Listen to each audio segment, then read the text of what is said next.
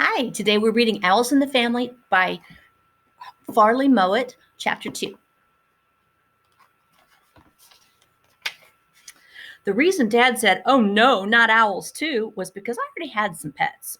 There was a summer house in our backyard and we kept about 30 gophers in it. They belonged to Bruce and me and to another boy called Murray. We caught them out on the prairie using snares made of heavy twine. The way you do this is you walk along until you spot a gopher sitting up by his hole. Gophers sit straight up, reaching their noses as high as they can so they can see farther. When you begin to get a little too close, they flick their tails, give a little jump, and whisk down into their holes. As soon as they do that, you take a piece of twine that has a noose tied on one end, you spread the noose over the hole. Then you lie down in the grass, holding the other end of twine in your hand. You can hear the gopher all the while, whistling away to himself somewhere underground. He can hear you too, and he's wondering what you're up to. After a while, he gets so curious he can't stand it. Out pops his head, and you give a yank on the twine. You have to haul in fast, because if the twine gets loose, he'll slip his head right out of the noose and zip back down in his hole. We had rats too. Murray's dad was a professor at the university, and he got us some white rats from the medical school. We kept them in our garage, which made my dad a little peeved because he couldn't put the car in the garage for fear the rats would make nests inside the seats. Nobody ever knew how many rats we had because they have so many babies and they grow so fast. We gave white rats away to all the kids in Saskatoon, but we always seemed to end up with as many as we had at first. There were the gophers and the rats, and then there was a big cardboard box full of garter snakes that we kept under the back porch because my mom wouldn't let me keep them in the house. Then there were the pigeons. I usually had about 10 of them, but they kept bringing their friends and relations for visits, so I never knew how many to expect when I went out to feed them in the mornings. There were some rabbits too, and then there was Mutt, my dog, but he wasn't a pet. He was one of the family. Sunday morning, my father said, "Billy, I think you have enough pets. I don't think you better bring home any owls. In any case, the owls might eat your rats and rabbits and gophers." He stopped talking and got a queer look on his face. Then he said, "On second thought, maybe we need an owl around this place." So it was all right. Sunday afternoon, Bruce and I met Mr. Miller at his house. He was a big man with a bald head. He wore short pants and he carried a big haversack full of cameras and films. He was excited about the owl's nest, all right, and he was in such a hurry to get to it that Bruce and I had to run almost the whole way just to keep up with him. When we reached the edge of the owl bluff, Mr. Miller got out his biggest camera, and after he had fussed with it for about half an hour, he said he was ready. "We'll walk Indian style, boys," he said, "and quiet as mice. Tiptoe, we mustn't scare the owl away." Well, that sounded all right, only you can't walk quietly in a poplar bluff because of all the dead sticks underfoot. They crack and pop like firecrackers. Under Mr. Miller's feet, they sounded like cannon shots. Anyway, when we got to the nest tree, there was no sign of the owl. "Are you sure this is an owl's nest?" Mr. Miller asked us. "Yes, sir," Bruce answered. "We seen the owl setting on it." Mr. Miller shuddered. "Saw the owl sitting on it, Bruce." Well, I suppose I better climb up and take a peek. But if you ask me, I just think it's an old crow's nest." He put down his big haversack and the camera, and up he went. He was wearing a big floppy hat to keep his head from getting sunburned, and I don't think he could see out from under it very well. "Boy, has he got knobby knees," Bruce whispered to me. We both started to giggle, and we were still giggling when Mr. Miller began to shout. "Hoo-wee!" he yelled. "Scat! Hoo-wee! Hoy, hoy!"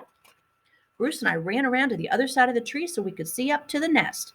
Mr. Miller was hanging onto the tree with both arms, and he was kicking out his feet. It looked as if his feet had slipped off the branch, and he just couldn't find a place to put them again. Just then there was a swooshing sound, and an old owl came diving right on top of him with her wings spread wide. She looked as big as a house, and she didn't miss Mr. Miller by more than an inch. Then she swooped up and away again. Mr. Miller was yelling some strange things, and good and loud, too. He finally got one foot back on a branch, but he was in such a hurry to get down that he picked too small of a branch. It broke, and he slid about 5 feet before his belt caught on a stub. While he was trying to get loose, the owl came back for another try. This time she was so close we could see her big yellow eyes, and both Bruce and I ducked. She had her claws stuck way out in front of her. Just as she dived toward him, Mr. Miller, who couldn't see her coming because of his hat, gave a jump upward to get free of the stub. The result was that the owl couldn't miss him even if she wanted to. There was an awful flapping and yelling, and then away went the owl with Mr. Miller's hat.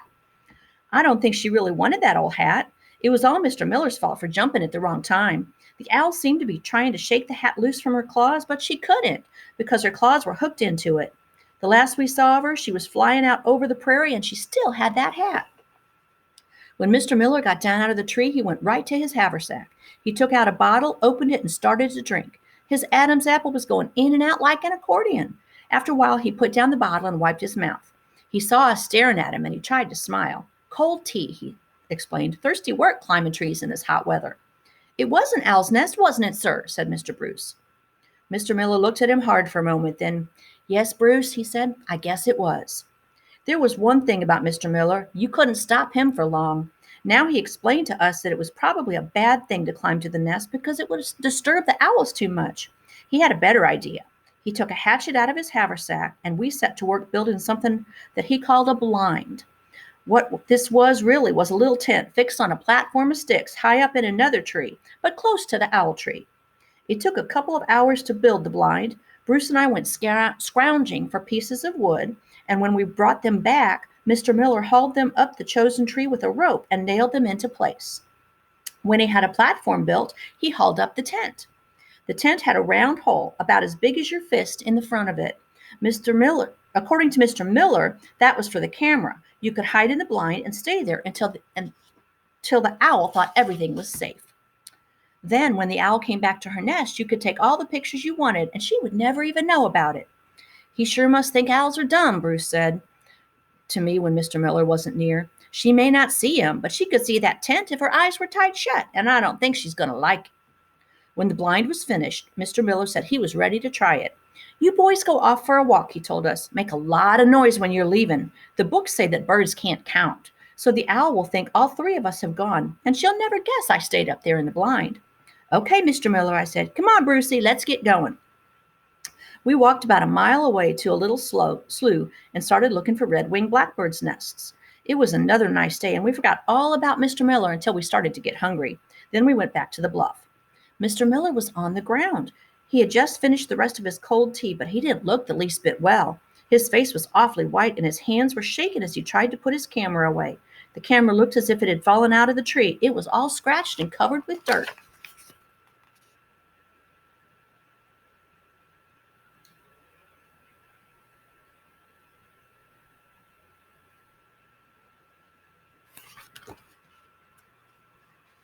Get some good pictures, sir? I asked him cheerfully. No, I didn't, Mr. Miller said, and it was sort of a snarl. But I'll tell you one thing. Any blame fool who says owls can't count is a liar. On the way home, Mr. Miller finally told us what happened. About an hour after we went walking, the owl came back. She lit on her nest, and then she turned around and took a good long look at that little tent, which was on level with her and only about 6 feet away. Mr. Miller was busy inside the tent focusing his camera and getting ready to take the owl's picture when she asked, "Hoo, hoo, hoo, hoo," and took one leap. The next thing Mr. Miller knew, the front of the was ripped right off the tent, and the owl was looking him in the eye from about a foot away.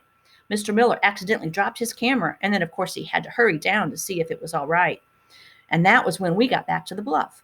I guess it wasn't a very good day for Mr. Miller, but it wasn't too bad for us. Mr. Miller said that he had seen 3 young owls in the nest, and he thought they were about halfway grown, which meant they were just the right age for taking home as pets.